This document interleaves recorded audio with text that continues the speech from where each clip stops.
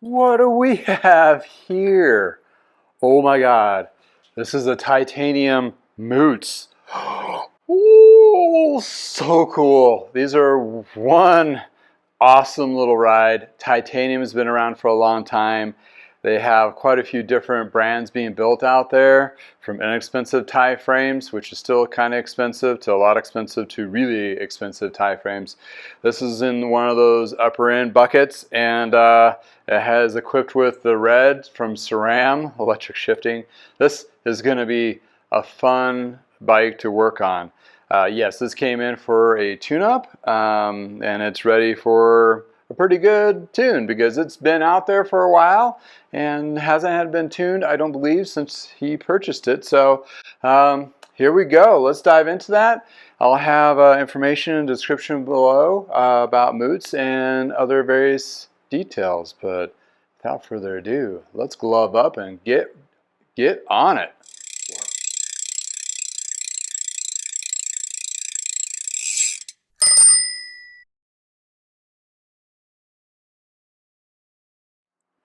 Hey, welcome back to another Guy Bicycles, hanging out with the guy. Hey, I'm Justin the Guy on this old bike series, and whoa, what do we have? Here is a pretty awesome bike. I'm a big fan of titanium bikes, have been for a long time. I've never really been able to purchase one and to afford one in my quiver. Still looking, getting closer all the time. But there's a lot of different titanium frames out there. And Moots is one of the brands. It's pretty well known. Well, let's back that up. It's pretty well known in the Colorado market, where I've been pretty much living majority of my life, because they are built out of Steamboat Springs in beautiful Colorado. So they are kind of local-ish. It's still a 3-hour drive to get there from here, but needless to say, they're custom-built titanium bikes, and I'm not too sure if you can have custom ones, but you may be able to, kind of like Black Sheep here in Fort Collins, Colorado. There's also another company called Unicorn. It's in Loveland, but they don't build them here. Those are just, it's a contract one that just orders them from China, Taiwan, or somewhere. But Black Sheep builds them here, and also he'll do custom work if need be, if you want conversions and so forth, which is really cool right in my backyard. So if I ever need to do that, had a couple customers go to him. Great work from James. Awesome. Look him up. I'll have it in below as well. But back to Moots. Ooh, Moots has been around. Well, the reason why I know him, because being around for 30 years building titanium bikes, I'm sure enough seen them out there on the road and worked on a few-ish over the years. It's been a while. But this is one of the newer ones. So I'm like, yeah, about damn time. In any case, we're looking at this particular Moots here is the Vamoots road bike. They make gravel bikes, they make mountain bikes, and they were known for their mountain and road, actually known for mountain bikes back in the 90s, and before that they did steel frames in the 80s. So you can look that up in their history bio, but it's pretty cool to see a company that's still around, strong, not cheap. Not cheap whatsoever. This is one of those once-in-a-lifetime bike purchases. He actually bought this at a shop, not directly from Moots. So he saw it on the floor, or actually had it ordered up, and he had it ordered up with the SRAM Red. Try the electronic shifting out. SRAM Red's pretty cool. It's battery packed in the shifters and battery packed in the derailleurs individually, which is really kind of neat in a sense, because it's a game changer of getting rid of all those cables in the housing, so more precise shifting, where Di2 led the way a few years back from Shimano. But before that, do you know what company that started electronic shifting, or was one of the first ones?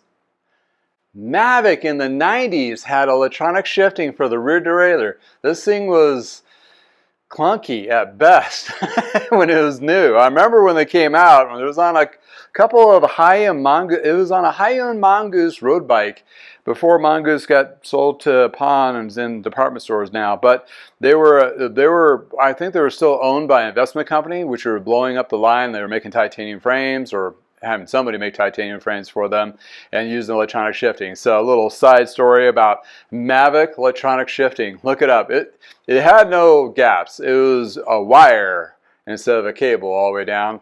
Kind of cool concept. It didn't take off, obviously. It lasted like 1 year and it disappeared. I see them pop up once in a while and then circuits of stuff. Nothing for sale though. I don't think they're even functional anymore. But in any case, nice titanium, custom built, hand built here in the United States in Steamboat, Colorado with through axle. I'm going to do a review on this. They also had these wheels. And these wheels I want to talk about because it's pretty cool. The wheels are custom built for them. They were custom built by a company called Sugar Wheels in Oregon. And that's all they do. And I love companies that pick a niche and run with it and able to sustain a business, which is even better. Like Dirt Labs in Longmont, Colorado, what they do is suspension work only. Front and rear, that's it. They used to do bike stuff back in the day and they just went to suspension and they went all in and that's all they do and that's what they're known for. So a shop like me, you bring in your suspension, I'm not going to work on it. I'm going to send it to these guys. They're going to do the job, excellent job, because that's all they do. So with Sugar Wheels, this kind of puts me back in the days of 90s when we used to hand build all the wheels or a lot of wheels for customers, that kind of thing, because they didn't have high-end kit wheels that are out of the box ready, that are good quality. That's where kind of like Rolf wheels came on the scene and so forth, like, ooh, this is kind of cool, and various other brands. But before that, it was like, you got your Dura-Ace hub, you got wheel spokes, double butted with alloy nipples and a Mavic open flow rim.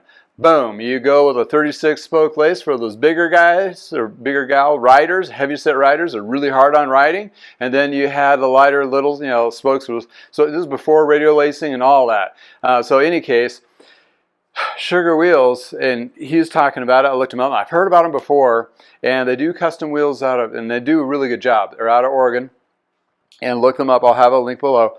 But what I noticed right off the bat is attention to detail, because when I've seen other wheels that I would presume have been custom built because they never made them as a kit like this on those other wheels I've seen, this one has one telltale sign right off the bat. When you look at your valve core or valve on your wheel and you look straight down, the manufacturing logo should be right there. Bam! That just tells you right off the bat they custom built it. Their attention to detail. That's one of those attention to detail things, and also how they lace the wheel. So, folding the spokes going forward as a stronger focal point. Could be different now. Science may be different. I may be proven wrong. Throw it in the comments below if you say. But the J-bends go forward, gives a more vertical plane strength. That was a theory back in the 90s. I still believe it today until my Kool-Aid has been changed. But that's what I've done on wheel sets for decades. I no longer build wheels. Same concept. You either can get them out of the box, better, or you have a company like Sugar to make your wheels for you. Probably not cheap, but they're going to be strong and solid and done right. Just got to say. So you're talking about two of the major cool things. Custom frame, local to Colorado. Custom wheels built up out of Portland, Oregon, or Oregon somewhere, Eugene, maybe it's Eugene, I'm not sure, but it's in Oregon. And then you have the Red, which is a SRAM company, as overseas. And to top it all off, the other little bits is, your little extra accessories. Thomson, C-post and stem, which is known to be high-end stuff for decades now. If I have to swap it out and I sell it on eBay or whatever, those stems are still going for like 50 to 100 bucks, depending which one you're looking at. So same thing for C-posts. I have a couple that some dingleberries chopped them to make them lighter weight. If you're one of those, sorry to dog on you a little bit, but I think it's just super stupid. But don't cut your C-posts. You're not losing any weight unless it's a barrier from getting to the correct saddle height. Just leave the damn thing alone, because if once you move on from that bike, which you will, you're gonna need to make sure that next person that buys that bike knows where the height limit line is on the bottom of the C-post. Okay, off my soapbox. Back to the part. So it has high-end bits. You can get higher end, but those are like the classic. And then we got the classic Chris King headset. Yes. Oh, and the custom wheels.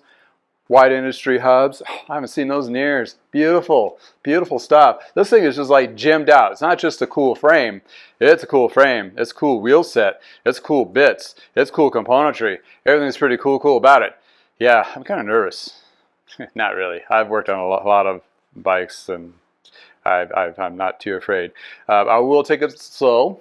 Of course, I'm not going to rush it for two reasons. One, I don't want to mess up. And second, I don't want to I just don't want to mess up, and I really want to enjoy it, because I don't really have a lot of these coming in my shop. I do have a lot of my nice bikes, mindful. I love all the bikes that come in, and I work on them.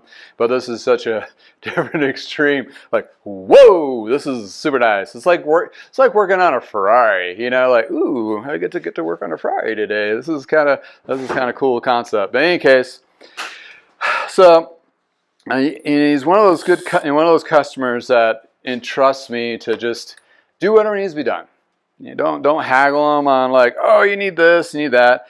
And he's had wax chains on us, but he's stretched it out. So I'm gonna get him a wax chain, or a new chain, which he wants to be re-waxed. So we're gonna have to do a new chain, and I think I have to source it, make sure it's a SRAM one to go with the red. And then I'm going to double check the cassette. And when you stretch chains, there's a little side gold nugget for tech tips. So you're running a chain, and you get a little stretch past the 0.75 stretch mark, which would be stretch marks of chains. Stretch marks on this guy, the tool. And there's a couple different styles of these tools. You can find that on my parts list below. But once you go past that, and it depends what kind of rider you are. If you are a spinner, which means you have high revolutions, you're constantly shifting, that's distributing a load of stress over the whole drivetrain. If you're a grinder, which you probably know you are if you are, and you're just getting that one or two gears and you're powering out, well, the likelihood of you wearing out one of the two of those cogs is more common than not. So if you're a grinder and you're just getting that 1 or 2 gears, you know you're going to stretch the chain out a little bit faster. Second, you're going to wear out the cassette teeth on that 1 or 2 cogs. The only way to really test it is putting a new chain on it, then getting on a test ride and really putting a heavy load on that cog with that new chain. And the cog itself wallows out, so it'll skip. You'll have a pop kind of thing. Well, I worked on another bike of his. It doesn't look like he's a grinder, so I don't think that's going to be a problem. But although with a new chain, with every one, I test ride to make sure each one of those gears stay in place and they're not wearing out. Rule of thumb, if it's changed by now, I don't think it has, you're probably getting 2 chains to 1 cassette. So there's a little bit of financial wear on that. What will save you money in the long run is wax chains. Wax chains have been proven to save those cassettes, save the chain a little bit longer. This guy rides a lot. I mean, a lot. And it's one of those situations, this is his primary bike. I worked on his gravel bike, which is super nice, but he hardly touched it. This one's the used one, like it gets used. And it's still pretty new and pretty damn nice. So we're going to do some extra. Make sure the bits are all clean. Take the chain rings. This has a power meter built into the crank, so I don't throw that in an ultrasonic cleaner. I take the chain rings off and clean them individually, and then hand wash the crank in soap and water. The derailleurs, I don't mess with those. I basically do a surface cleaning with Grime Wave from lithium, which is good for for mixed metal materials, and just light and polite. I don't submerge them. And I do take the jockey pulleys off, and that's where the pivot points. And I clean the pivot points, wipe those down, and refresh all the pivot points with Triflow. So that's how you kind of do the drivetrain clean. The chain and the cassette, you still put in the ultrasonic cleaner. So it's like one of those things, when you look at them with electronic shifting, you kind of be a little bit different than your standard, throw everything in there and just cook the hell out of it. That's not the case here. I will pop the brake pads. The brakes feel okay, but I'm going to see if they either need to be bled or if the pads are worn down to a point they need to be replaced. That's something we're going to take a look at there.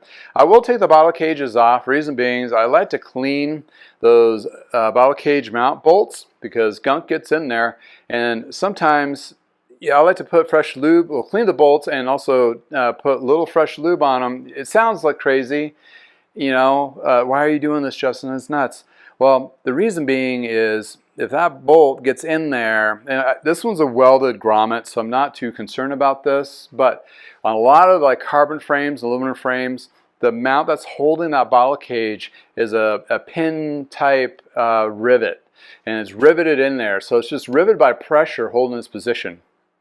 Well, if you get a lot of contaminants in there, or if it rusts, because some of the bolts are just steel and the rivets are aluminum, so you got mixed metal, you got that going on, and then you got a contaminants of possible rust or oxidation from aluminum alloy, so it'll get jarred up. And if it gets jarred up, you'll pop that rivet as you're trying to take it off, and all of a sudden you're in a mechanic's nightmare of like, okay, now I got to drill or saw this rivet out of the frame and then punch a new rivet in there for a new bottle mount braze on. To prevent that, this is what I had all my builders when I worked in any shops. I was in charge of the service parts. Like, you take those bolts out and you put a little bit of grease on them and you put them back in.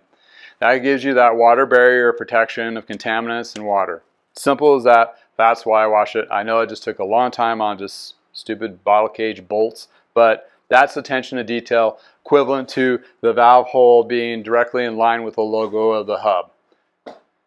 It's just that you're just attention to detail. That's the kind of mechanic I am. I'm always trying to up my game to be more. And I love what I'm doing now because I'm not a high production mechanic, which means I'm not cranking 5 to 10 repairs out a day. I'm lucky to get through one. And that way, I'm actually spending a lot more time through them with detail, and it's elevated. And I like to add extra things like waxing the chain, detailing the frame, giving ceramic coating to the frame for parts and wheels. All those little attention to details where elevates the tune-up, gives you the better performance. You know how it is when you wash your car really good and it just seems to drive better? That's what I do. Yeah, needless to say. And bikes like this, when they're really super nice, you like to take your time and kind of enjoy it, because I have spent my time, I have done my time of working on a lot of department store bikes over the years. Nothing bad with that, but it's just really nice to work on something really nice. It's just fun and awesome. In any case, without further ado, well, I'm going to turn off the camera, crank the tunes, get in focused, start tearing this thing apart, getting into it, cleaning up. And just, if I come across anything specific, we will pan to that. And if not, we'll have a parts overview once I've cleaned them all up. And then go from there for the final review of test ride and see how it's performing. But yeah, I'm probably going to have to source a chain and maybe some brake pads. So this will be same bike, second day scenario for sure, which I don't mind. It's fine. It's all good in the garage. But check out these parts if I haven't come across any major issues after this. Well, we got ourselves some ceramic coating and tire treatment on what is this super nice, clean, custom valve core logo, just like I talked about. All right, let's review the parts. Well, the chain, I'm going to I had to get a new one. The old one's stretched, so we're going to wax that guy in my waxer. New brake pads, got those, so we're going to throw those on there. But look at the pedals. I mean, these even came up really nice, clean, and with a little bit of ceramic coating on all these parts. Bottle cages too, really cleaned up the inside. Look at that, chain rings on that crankset. I reassembled them, cleaned the chain rings separately in the ultrasonic cleaner. So jockey pulleys all cleaned up as well. Even washed the little chain guard that he put on there. Cassette, super clean, super nice. Yep, did a little bit of detailing. I'll go over that in a second here. Here's the rear wheel. Look how immaculate. So on alloy freehub body, it's just a tech tip. You'll notice there's a little bit of a notch scarring. This is because this is alloy, and most of the time these are steel, so they like to cut into these. So if you have a problem with them coming off, you can take a little file or sandpaper that's for metal and clean up those little ridges that just cut in there. That's just a property of alloy freehub bodies. There's no way really getting around that. Rotors and everything is pretty much immaculate. It's just the pads that need to be replaced, as well as the chain, which is kind of like your normal wear and tear on a bike that gets used a lot. The question is going to be if any of these cassette rings have been compromised with a stretched chain, which I don't believe so, but we'll see when we put on a new chain there and do a test ride and check all those. But let's reveal the frame. Wow, check out this thing. Yes, of course, I took extra time and did a little extra cleaning. And even with a polishing, obviously I don't want to do too much polishing because I don't want to knock down this matte finish. This matte finish titanium is like my ring here. I had a titanium ring. This was a matte finish like this, but after a while it gets polished. So I don't want to polish it. Where you can see where a couple little scarring, which gives a little bit of a polish, can't really get those out without it being, I think, bead blasted. So not going to happen. And it's kind of cool that they have different texture of bead blasting on there for the decaling. That's for the Moots. It's very awesome. As I was talking about the bottle mounts, these are actually welded in. They're not a crimped style pivot or type rivet. That's what I'm talking about, style. So I did lube all of these extra ones for the racks and fenders, and look how clean these derailleurs came out.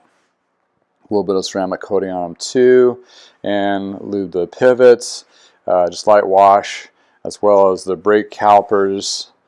In addition to this, has an interesting kind of a sandblasted feel to this mount here, but man, the rest of this is smooth. So with ceramic coating, so I polished it to give it a good cleaning, which actually lifts up a lot of the dirt and gunk out of the actual sand blasted or matte finish.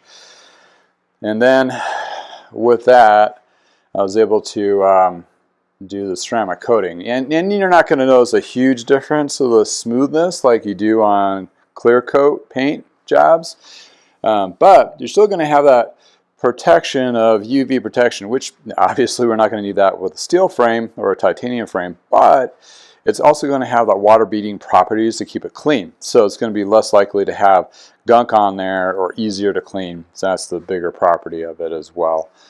For protection. But you can see how the ceramic coating really kind of shined up the little bits here and so forth. But that is what I did, light and polite, no grinding of polishing the frame, because if you do that, you'll get some extra shininess, and you don't want to do that like my ring. So therefore, there's a parts review. I just need to reassemble and double check those brakes, see how they feel with the new pads. If they really feel soft or spongy, I may have to re-bleed those. But other than that, that's pretty much it after the wax in the chain and get it together. So once it's all assembled here, I will do a test ride review and see how this beautiful Moots rides after this. Alright, let's go for our test ride. Make sure everything is working good on this guy. Ooh, beautiful. Alright, first we're going to check the brakes. And since these are new brake pads, we're going to try to burn them in for the customer, which means you basically ride with the brake pads on to get those new pads to kind of cut in. But before that, we're going to check the shifting on this guy. See how smooth it is. Oh my goodness. Freshly new and waxed chain. It's got 10 speeds in the back here. Oh, guess I hit my limit. Check the front. Big ring. Yep. Man, that went up there smoothly. So with the new chain that's just in wax, you want to be a little light and polite, not like a high torque when you're shifting for the first 5 miles or so. That gives the chance for that wax to shed any excess. And therefore you have the most preferred shifting after that. Man, loving how it shifts. Now let's talk about the feel. Titanium with a carbon fork has a nice kind of flow to it, very comfy, but yet it still has acceleration. When you put your pedal to the metal, literally. Start pedaling hard. Ooh, these wide industry hubs are really nice. Yeah, boy. Having a wax chain, that's going to be very beneficial. Yeah, the front pads were worn out pretty low, so this is definitely going to give it a better performance for them. And a new chain too. So those are common wear points on pretty much all road bikes, or all bikes themselves. It's brake pads, always been the case, chains, and tires. Wow. Wow, this shift's super smooth. Woo. Make sure I'm on the big in the back. Slow down here. See if it we're having some chain droppage issues earlier on the stand, so I did a little limit adjustment on that.